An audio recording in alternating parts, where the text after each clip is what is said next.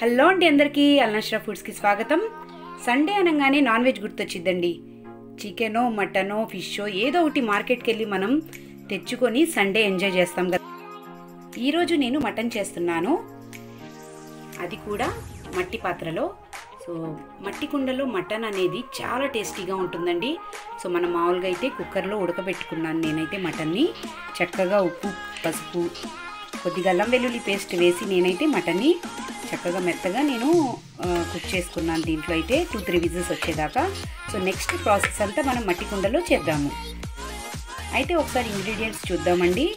Mutton నేను ఒక 1/2 kg తీసుకున్నాను. దీనికి సరిపడా ఒక 3 ఉల్లిపాయల్ని నేను కట్ చేసుకున్నాను.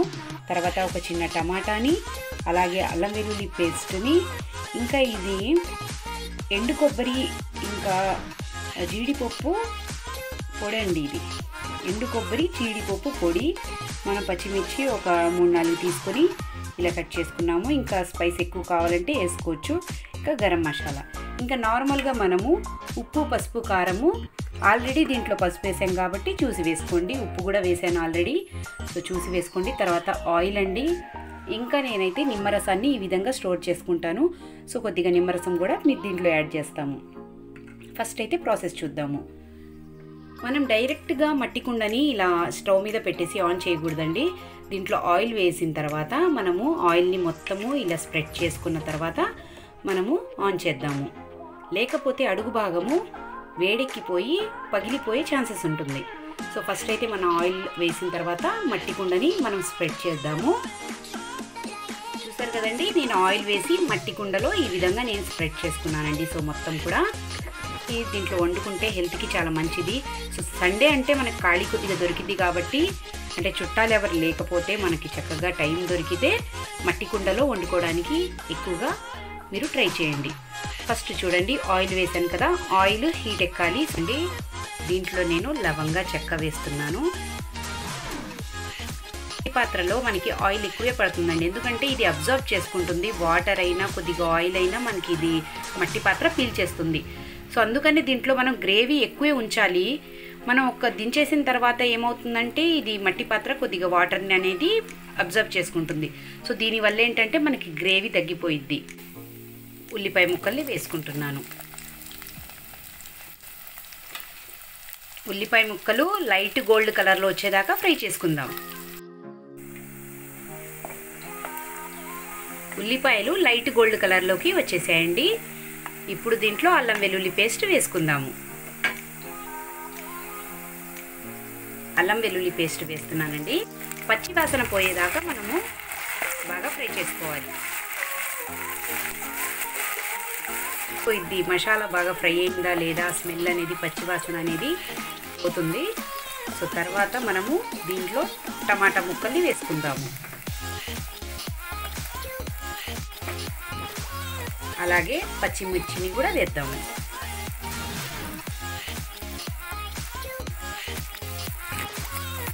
నేను ఎండు కొబ్బరి అనేది కొద్దిగా ఫ్రై చేశాను కాబట్టి మనము వేసుకునేది కొంచెం లేట్గానైనా వేసుకోవచ్చండి. లేకపోతే పచ్చి ఎండు కొబ్బరి అయితే మాత్రం మనము వెంటనే అల్లం వెల్లుల్లి పేస్ట్ తర్వాత వేసుకోవచ్చు. మట్టి కుండకి ఇలాంటి చక్కవి గరిటెలు అయితే మంచిదండి, స్టీల్ వాటి కంటే కూడాను. టమాటాలు కూడా ఫ్రై అయిపోయినాయండి. సో దీంట్లో మనము ఇప్పుడు కొబ్బరి పొడి వేసుకుందాము.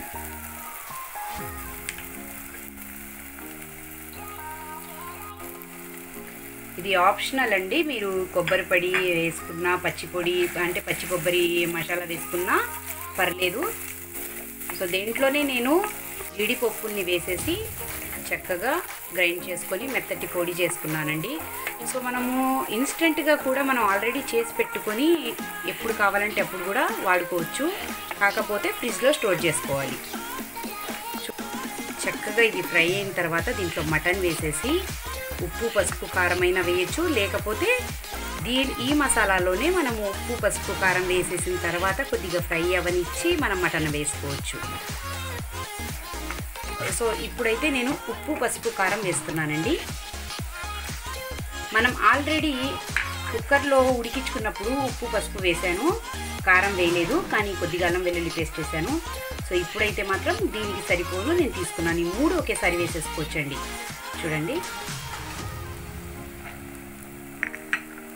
ఆహా, అసలు కారం పడగానే మసాలాలో అద్భుతమైన స్మెల్ అండి.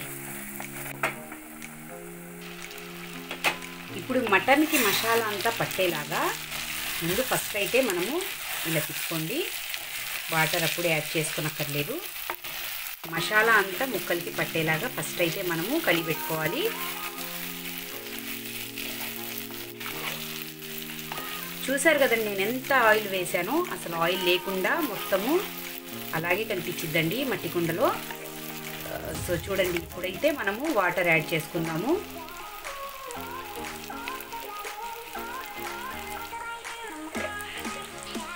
ఇప్పుడు దీంట్లో వాటర్ యాడ్ చేసుకుందాం.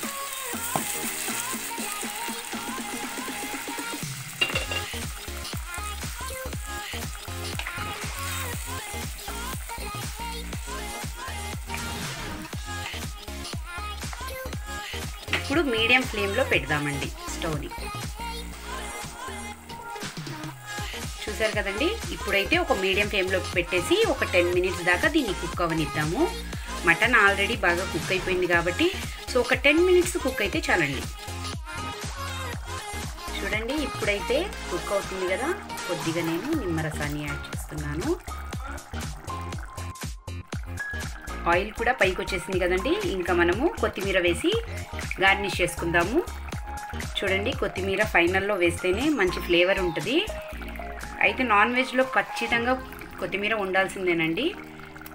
ఇంకా వాటర్ ఇలా ఉంది కదా, సో ఇది మట్టి కుండ కాబట్టి మనకి వాటర్ అనేది తొందరగానే ఇంకిపోతుంది. సో ఇలా ఉండగానే మనము దించేసుకోవాలి. ఇంకా రెడీ అయిపోయినట్టే మన కర్రీ.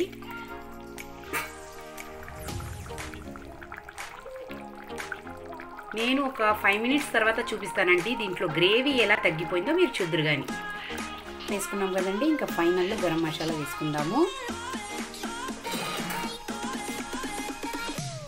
ఫస్ట్ మనం ఇలా కలిపేసి పెట్టేద్దాము. చూడండి కూర ఎలా ఉడుకుతుందో, స్టవ్ ఆన్లో లేదు అసలు. చూడండి, స్టవ్ ఆన్లో లేదు.